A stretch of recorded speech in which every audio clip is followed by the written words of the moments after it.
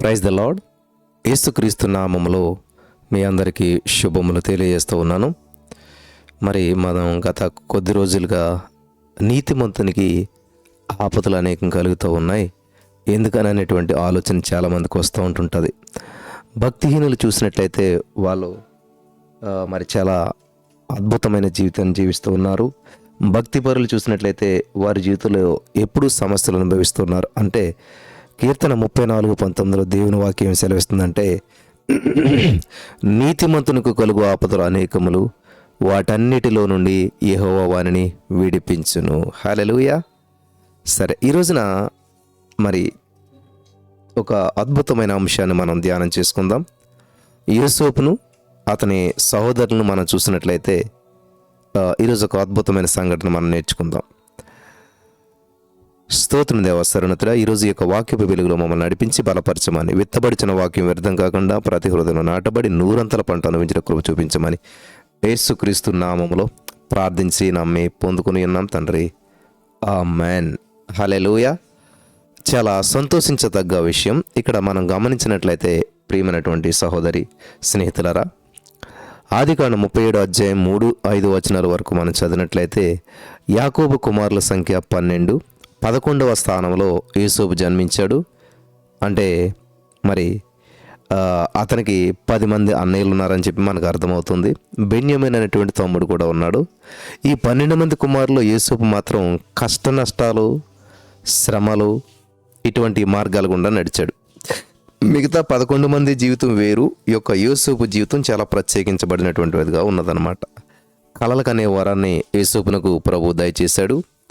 అతడు ప్రభుతో సన్నిహితంగా ఉన్నాడు కాబట్టి ఆత్మవరాన్ని పొందుకున్నాడు. యోసేపు తన అన్నయ్యల చెడుతనాన్ని చూసి ఆ చెడుతనం చేసిన సమాచారాన్ని అంతా కూడా తండ్రికి తెచ్చేవాడు. తండ్రినటువంటి యాకోబు యోసేపుని ప్రేమించి విచిత్రమైన నిలువుటంగిని కుట్టించాడు. వాస్తవానికి యోసేపు దాని కొరకు తండ్రిని అడగలేదు కూడాను. తన అన్నదమ్ములకు మరి అటువంటి అంగీలను ఇయ్యకూడదు అని కూడా చెప్పలేదు. అసలు దీంట్లో ఏ విధమైన సంబంధం లేదు. అయినా సరే యోసేపు అన్నయ్యలు యోసేపు మీద పగబట్టారనమాట. మా 12 మందిలో లేనటువంటి ప్రత్యేకత వీడికి ఏమున్నది, వీడికి విచిత్రపడంగి ఏంటి అని చెప్పి మరి మాకెందుకని కుట్టించలేదు అంటే, ఇందులో యోసేపు ఏమి నాకు కుట్టించండి వాళ్ళకి కుట్టించొద్దు అనేది వంటిది ఏమీ లేదు. ఒక రోజు ఏమైందంటే, తండ్రి యోసేపుతో నీ సహోదరులు షికెంలో మంద మేపుతున్నారు అని చెప్పి యాకోబు, నువ్వు వెళ్ళి వారికి క్షేమంగా మరి మంద క్షేమంగా ఉందా లేదని తెలుసుకొని రమ్మని చెప్పి యోసేపుకు చెప్పాడు, పని చెప్పాడు. సో 37:18 చూసినట్లయితే, అతడు దగ్గరకు రాకమునుపు వారు దూరం నుంచి అతను చూసి అతని చంపుటకు దురాలోచన చేశారు. ఏం తప్పు చేశాడు ఇక్కడ యోసేపు? వీళ్ళ క్షేమాన్ని తెలుసుకోవటానికి ఆయన వస్తుంటే ఆ యోసేపు యొక్క మరి మరణాన్ని వాళ్ళు చూస్తూ ఉన్నారు. ఇక్కడ ప్రియులారా, ఆదికాండం 37:18 దాని ప్రకారము యోసేపు యొక్క విచిత్రమైన నిలువుటంగిని తీసేసి అతను పట్టుకొని నీళ్ళు లేని గుంటలో పారదోశారు. 37:24 తదుపరి ఐగుప్తునికి వెళ్తున్నటువంటి మిద్యానీయులంటి వర్తకులకు ఒక 20 తులాల వెండికి అమ్మేశారు. ఇలాగా యోసేపు ఐగుప్తుకు వెళ్ళిపోయాడు. పోతీఫర్ ఇంటూ ఉండగా అతని భార్య యోసేపు మీద మరి అబద్ధ నేరం మోపింది. దాని ఫలితంగా 13 సంవత్సరాలు ఐగుప్తు చెరసాల్లో ఖైదీగా ఉన్నాడు. వారు సంకెళ్ళ చేత మరి యోసేపు కాళ్ళు నొప్పించారు. ఇనుము అతని ప్రాణాన్ని బాధించెను అని కీర్తనల గ్రంథం 105:18 మనం చూస్తూ ఉన్నాం. శ్రమ అనుభవించడానికి గురించి బైబిల్ గ్రంథం ఎలాగా సెలవిస్తుంది ఏంటంటే, విలాపవాక్యం 3:27 మనం చదివినట్లయితే, యవ్వన కాలమున కాడి మోయిట నరునికి మేలు. హల్లెలూయా.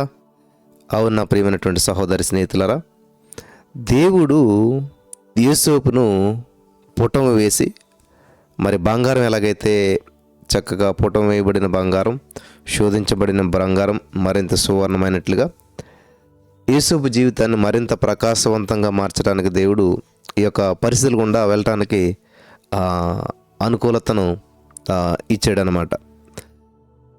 ఈ విధంగా యోసేపు జీవితంలో అనేక రకాలైనటువంటి అనుభవాలు గుండా వెళ్తూ మరి అనేక గుంటలో, గోతులో, జైల్లో, నిందలో అనేక సమస్యలు అనుభవించి వాటన్నిటి గుండా నడిపించబడుతూ చివరికి ఐగుప్తు దేశంలో మరో ఉన్నతమైనటువంటి స్థాయికి హెచ్చించబడటం మనం చూస్తూ ఉన్నాం.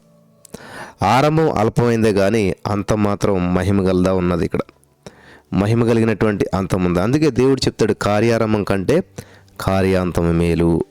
ఆరంభం చూస్తే బానిస, అంతం చూస్తే ఆ దేశానికే గొప్ప వ్యక్తిగా మార్చబడ్డాడు. కాబట్టి ఇక్కడ యోసేపు యొక్క అన్నయ్యల్లో ఎవరు కూడా శ్రమ అనుభవించలేదు. హల్లెలూయా. యోసేపు అన్నల్లో ఎవరు కూడా శ్రమ అనుభవించలేదు. యోసేపు వలె మరి శ్రమలో అనుభవించలేదు, యోసేపు వలె హెచ్చించబడను లేదనమాట. యోసేపుని దేవుడు ప్రత్యేకపరిచాడు, హెచ్చించాడు. ఇక్కడ ఫరో తర్వాత స్థానానికి హెచ్చించబడినటువంటి యోసేపు తన సహోదరులతో ప్రీతిగా మాట్లాడాడు. అన్నదమ్ములు అక్కడ మరి ఏదో గొర్రెలు మేపుతూనే గొప్ప స్థాయిలో ఉన్నట్లుగా తమ్ముని నీచంగా మాట్లాడి, నీచంగా కొట్టి మరి అమ్మేశారు, చంపాలని చూశారు. కానీ ఎవరికి ఊహ కందనటువంటి స్థితిలోకి వెళ్ళిపోయినటువంటి యోసేపు వాళ్ళన్నలో అన్యాయం చేసినా కానీ, బాధ పెట్టిన, హింస పెట్టినా కానీ ఏం చేశాడంటే ఆయన చక్కటి స్థితిలో మరి వాళ్ళని ప్రేమించాడు, ప్రీతిగా మాట్లాడాడు, ప్రేమగా మాట్లాడాడు. ఒక మాట అంటాడు ఆయన, మీరు నాకు కీడి చేయని ఉద్దేశించితిరి, కానీ నేటి దినమున జరుగుచున్నట్లు అనగా బహు ప్రజలను బ్రతికించినట్లుగా అది మేలుకే దేవుడు ఉద్దేశించేశాడు అని చెప్పేసి ఇక్కడ ఆదికాండం 50:20 మనం చదువుతున్నాం. నా ప్రియమైనటువంటి సహోదరి స్నేహితులారా, భక్తిహీనులు ఎందుకు సుఖంగా జీవిస్తున్నారు, నీతిమంతులు ఎందుకు శ్రమలు అనుభవిస్తున్నారు అనేటువంటి ప్రశ్నలు మీలో పుట్టినప్పుడు యోసేపుని జ్ఞాపకం చేసుకోవాలి. దావీదు జీవితాన్ని ధ్యానించండి. అలా చేసినట్లయితే క్రీస్తు స్వరూపంలోనికి మనం మారిపోతాం. మన యొక్క జీవితం యొక్క అంతంలో యేసుక్రీస్తు మహిమ కలిగినటువంటి ముఖాన్ని మనం దర్శిస్తాం.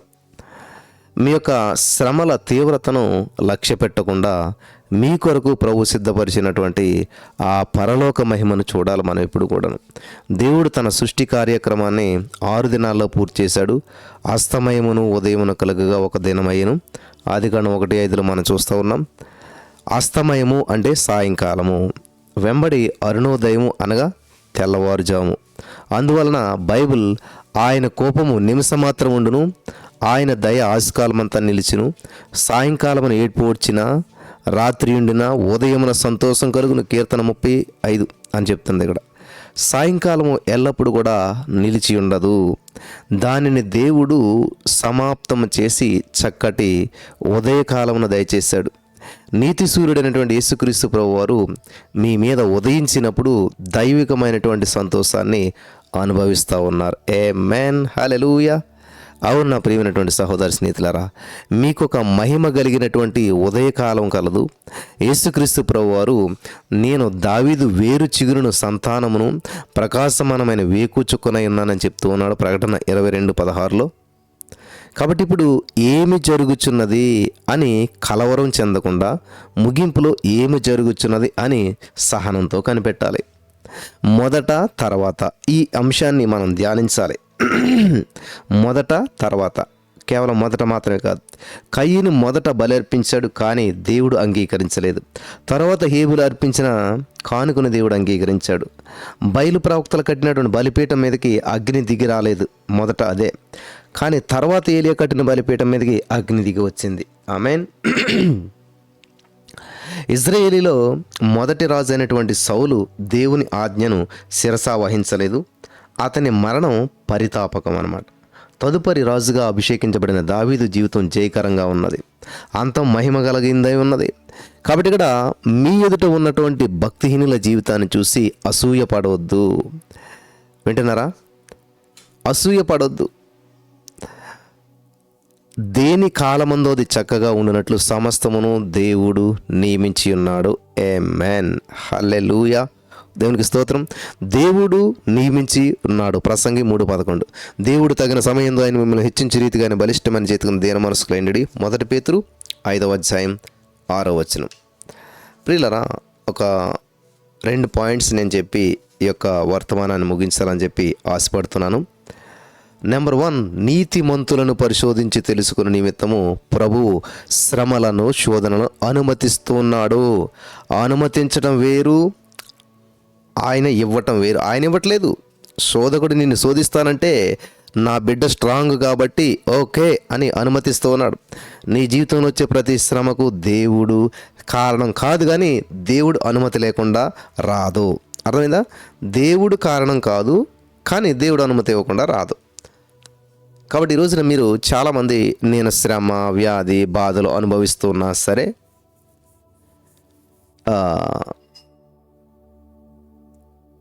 ఎప్పుడు కూడా తప్పుడు ఆలోచన చేయొద్దు, రాంగ్ డెసిషన్ తీసుకోవద్దు. ఎందుకంటే నేను శ్రమ, వ్యాధి, బాధలు అనుభవిస్తున్నటువంటి వారిని చూసేటువంటి అనేకులు తప్పుడు ఉద్దేశం కలిగి ఉన్నారు. ఇతర ఘోరమైన పాపం చేసి ఉండొచ్చు, రహస్యంగా తప్పు చేసి ఉండొచ్చు, గనుక దేవుడు కోపంతో మూర్తినందున ఇవి జరుగుతున్నవి అని విమర్శించుట సహజం. యోబు స్నేహితులు కూడా అదే చేస్తారు. యాక్చువల్గా అది రాంగ్ అన్నమాట. ఆనాడు యోబు యొక్క స్నేహితులు కూడా అటువంటి స్వభావం కలిగి ఉన్నారు. వాస్తవానికి ఎటువంటి తప్పు చేయనటువంటి యోబు మీద అసూయపడి శోధించుటకు సాతాను అనుమతి కోరారు. నీవు అతని చేతి పనిని దీవించుట చేతను, అతనికి కలిగిన సమస్తము చుట్టూ నీవు కంచి వేసి ఉండుట చేతను అతడు నీ యందు భయభక్తులు కలిగి ఉన్నాడు. నీవు ఇప్పుడు నీ చేయి చాపి అతనికి కలిగినటువంటి సమస్తాన్ని మొత్తిని ఎడల నీ ముఖం ఎదుటినే దూషించి నిన్ను విడిపోవును అనేటువంటిది సైతాన్ గాడి యొక్క వాదన. అయితే భక్తుడైనటువంటి యోబు తన యథార్థత యందు నిలిచి ఉన్నాడు. మీ విశ్వాసానికి కలిగేటువంటి పరీక్ష ఓర్పును పుట్టించినని ఎరిగి మీరు నానా విధములైనటువంటి శోధనలో పడినప్పుడు అది మహానందమని ఎంచుకున్నాడని యాకోబు 1:23 సెలవిస్తూ ఉన్నది దేవుని వాక్యం. మీరు యేసు వలె మార్పు చెందిన నిమిత్తం ప్రభువు శ్రమను అనుమతించుచున్నాడు. యాకోబు 1:4 మీరు సంపూర్ణులను అనునాంగులను ఏ విషయంలోనైనా కొదవలేని వారినై ఉండునట్లు ఓర్పు తన క్రియను కొనసాగింపనీయుడి. ఆమేన్. హల్లెలూయా. గమనిస్తున్నారా? యోబు గ్రంథం 23:10 చదివినట్లయితే భక్తుడైన యోబు గారు ఏమంటున్నాడంటే, ఆయన నన్ను శోధించిన తర్వాత నేను స్వర్ణము వలె కనబడుదును. సువర్ణం మునుపటి కాలంలో బంగారు పని ఎడతెగక దాన్ని శుద్ధి చేయబడుతూ ఉండేటువంటి వారు, అంటే తమ ముఖము అందులో కనబడు వరకు కూడా దాన్ని పుటం వేసేవారు అన్నమాట. ఆ ప్రకారం యేసుక్రీస్తు ప్రభువారు కూడా తన స్వరూపం మీలో ప్రతిబింబించే వరకు కూడా, మీరు యేసు ప్రభువారి వలె మార్పు చెందే వరకు కూడా ఇబ్బంది అనుకూలములో పుటమ వేయిచున్నాడు. ఆమేన్. యేసుక్రీస్తు మహిమ బయలుపరచబడినప్పుడు మీరు మహానందంతో సంతోషించు నిమిత్తం క్రీస్తు శ్రమలలో మీరు పాలువారైనంత వరకు సంతోషించుడి. 1 పేతురు 4:13. శ్రమల మార్గం గుండా నడిచినటువంటి అనేకులు ధైర్యం తెచ్చుకుంటూ ఉన్నారు. వారి ప్రాణాత్మలో బలము పొందుచు ఉన్నది. వారి స్వభావం గుణాతిశయము మధురమైనదిగా మారుతూ ఉన్నది. వారు పుటం వేయబడినటువంటి సువర్ణం వలె కనబడుతూ ఉన్నారు. హల్లెలూయా. నెంబర్ 1, నీతిమంతులు పరిశోధించి తెలుసుకున్న నిమిత్తం ప్రభు శ్రమలను, శోధనలను అనుమతించుచున్నాడు. నెంబర్ 2, బాధ శ్రమలు దేవుని మహిమను తెచ్చును. ఆమేన్. బాధ శ్రమలు దేవుని యొక్క మహిమను తెస్తా ఉన్నాయంట. ఈ వ్యాధి మరణము కొరకు కాదు, కానీ దేవుని కుమారుడైన యేసుక్రీస్తు ప్రభువారు దాని వలన మహిమపరచబడినట్లు దేవుని మహిమ కొరకు వచ్చిందని యోహాను సువార్త 11:4 యేసు ప్రభువారు చెప్తున్నాడు. నీవు ప్రేమించు లాజరు రోగి అయి ఉన్నాడు అనేటువంటి వర్తమానం వినిన క్రీస్తు ఏమంటున్నాడు తెలుసా? తదుపరి 4వ దినమున వచ్చి చనిపోయిన లాజరును లేపాడు. క్రైస్తవులుగా మనం చేసే ప్రతి కార్యము దేవుని నామానికి మహిమకరంగా ఉంటూ ఉన్నది. కొంతమంది ఇందులో ఏమి మహిమ ఉన్నది, ఈ శ్రమల ద్వారా ప్రభు ఎలా మహిమపరచబడతాడు అని అడుగుతుండొచ్చు. శ్రమ పడుతూ ఉండగా సహించు నీతిమంతుడు శ్రమల యందు ఆనందిస్తూ ఉన్నాడు. ప్రభునందు మరింత ఎక్కువగా నమ్మకముగా ఉంటూ ఉన్నాడు. హల్లెలూయా. తుదకు సమస్తము మేలుకరంగా ఉంటూ ఉన్నది.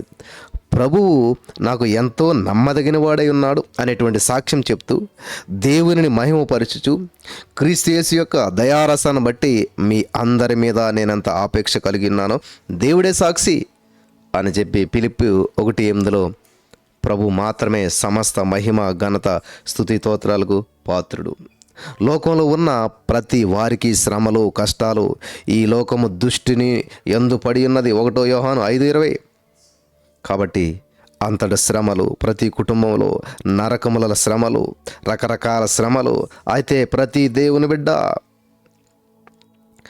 మరి వారి యొక్క శ్రమను బట్టి, బాధను బట్టి ఆయన కూడా బాధపడుచు ఉన్నాడు, బాధ నొందుతూ ఉన్నాడు. యెషయా 63:9 వారి యావత్ బాధలో ఆయన బాధ నొందెను, ఆయన సన్నిధి దూత వారిని రక్షించెను, ప్రేమ చేత తాలిమి చేత వారిని విమోచించెను, పూర్వదినములన్నిటను ఆయన వారిని ఎత్తుకొనుచు మోసుకొనుచు వచ్చెను. యెషయా 63:9. నా ప్రియమైనటువంటి సహోదర స్నేహితులారా, దేవుని బిడ్డల యావత్తు బాధలోనూ నిరీక్షణ కలిగి ఉంటారు. బాధలో కూడా నా దేవుడు గొప్పోడు. ఎవరు యోవేమన్నాడు తెలుసా? నేను చావను, సజీవుడునై నా దేవుని మహిమను వివరిస్తాను. ఆమేన్, హల్లెలూయా. నా విమోచకుడు సజీవుడు అంటూ ఉన్నాడు. హల్లెలూయా. కాబట్టి అంతాన్ని గురించి ఆలోచించు, స్థిరమైన నమ్మకం కలిగిండండి. సమస్త ఏలుబడి ప్రభు చేతిలో ఉన్నదని చెప్పి మర్చిపోవద్దు. ఆయన సింహాసనాసీనుడై పాలన చేస్తున్నాడు. ఆయనే మన బాధ్యతను వహిస్తూ ఉన్నాడు. మన శోధనలన్నిటిలో ఆయన ఎల్లప్పుడూ మనకు తోడై ఉన్నాడు. ఆమేన్. దేవుడి యొక్క మాటల ద్వారా మనల్ని బలపరిచి, మరి యోసేపు వాళ్ళ అన్నదమ్ముల జీవితాల్లో రెండు కంపేర్ చేస్తే, భక్తి కలిగిన యోసేపు కష్టాలు 13 సంవత్సరాలు, నిందలు, అవమానాలు, జైలు శిక్ష, బానిసత్వం అనుభవించాడే. మరి అవినీతిగా జీవిస్తున్నటువంటి యోసేపు అన్నదమ్ములు, బాధ్యత లేనటువంటి వారు, తల్లికి తండ్రికి విధేయత లేనటువంటి వారు, మోసం చేసేటువంటి వారు ఆనందంగా సంతోషంగా జీవిస్తున్నట్టుగా అనిపించింది. కానీ చివరికి చూసినట్లయితే కార్యారంభం అలాగ ఉంది. కార్యాన్ని చూసినట్లయితే యోసేపు గొప్పోడయ్యాడు. యోసేపుకు నమస్కరించారు.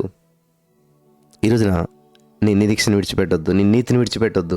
దేవుని కొరకు రోషం కలిగి జీవించి దేవుని నామాన్ని మహిమపరచడానికి పరిశుద్ధాత్మ దేవుడు మీకు అందరికీ సహాయం చేసి నడిపించి బలపరచును గాక. ఆమేన్.